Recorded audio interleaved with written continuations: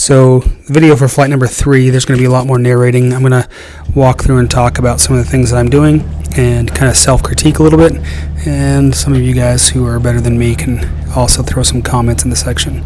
Right here you'll notice that I'm playing with the GoPro 4, and apparently I'm really good at taking pictures because that's all that camera captured for this entire flight. So this entire flight will be from the behind the pilot view. So I speed up the footage here. It was a really busy day on the ramp and at the airport. So during the run-up phase here, you'll notice there's a 172 in front of us. And I do the run-up and then pull off back onto the ramp. And then you'll see here in a second, it gets really busy. A little 152 pulls in front of both the 172 and me right there, and there's a 172 on the other side, and then a Caravan sneaks in there. He had an IFR clearance, so he jumps in and gets out before everybody because he had the IFR clearance. So we spent a little bit of time on the ramp getting ready to take off for this flight. So we have our clearance. We take the runway and moving out to the center line, trying to get the nose aimed down the center line, using my feet, rudder pedals. Once we get lined up, using my left hand, I push the throttle forward steadily to build speed. Once we get enough speed, the tail comes up, and we're now on 2 wheels. A little bit of wind, so it's kind of back and forth, shooting for takeoff speed, which is right at about 58 to 60 knots, and then we go up. Notice there that I drifted a little bit. The goal is to try to stay over the center line, so I have to work my way back over to where I'm supposed to be.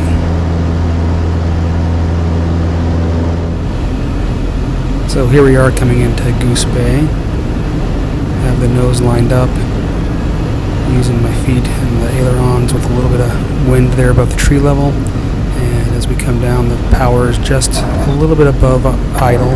Then we have a bounce, and then stick forward, so the wheels are on the ground, and then just trying to keep on my feet to keep that nose pointed straight down the runway.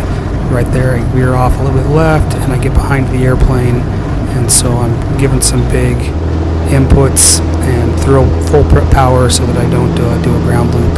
Get the tail back up a little higher, start flying.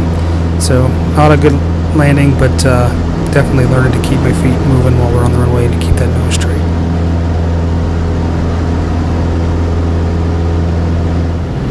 So now we move into attempt number 2, lined up down the runway. This is a wheel landing, so the goal here is to land with the front 2 wheels on the ground and then stick forward to hold them on the ground and keep the tail in the air.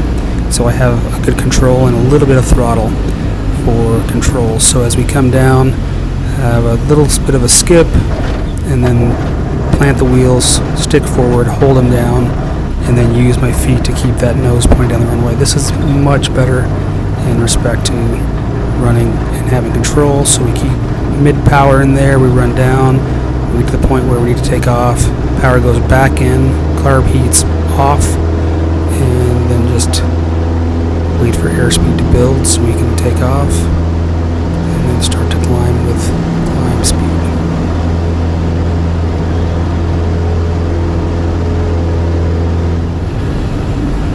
So here we go for number 3.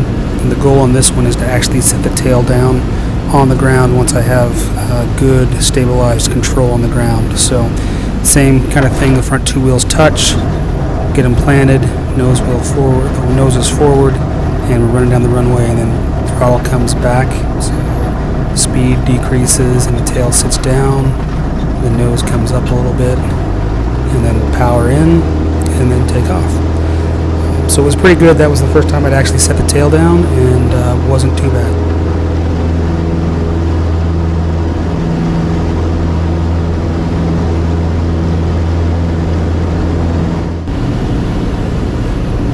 This is another attempt to get the tail back on the ground. So got the final approach, power set, coming in at about 65 knots, and then this one works about the same. So as I come down, wheels, a little bit of a bounce, get the wheels planted with a stick forward. Nice, good, stabilized control. throttle comes back, and the tail starts to come down, and the tail sits, and then power back in, and we take off again.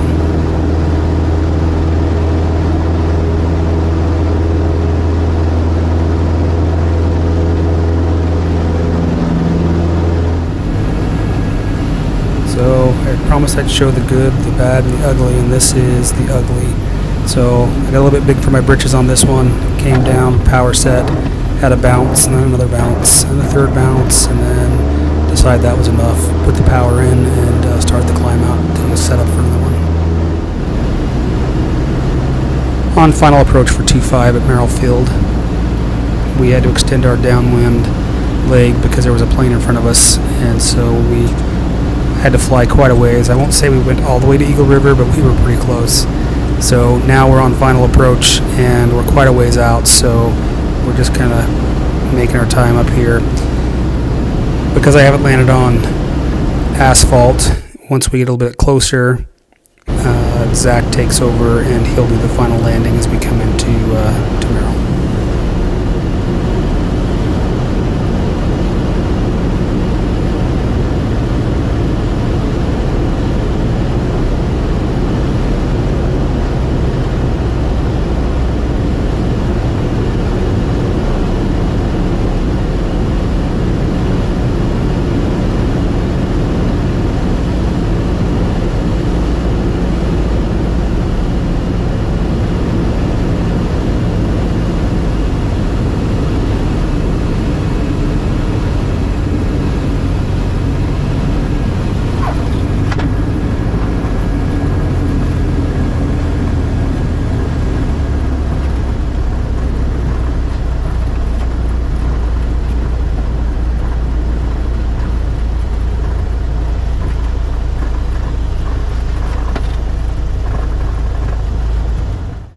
Zach gives me the controls once we get off the runway, and an accelerated, sped up taxi in, and then we park and call it a day.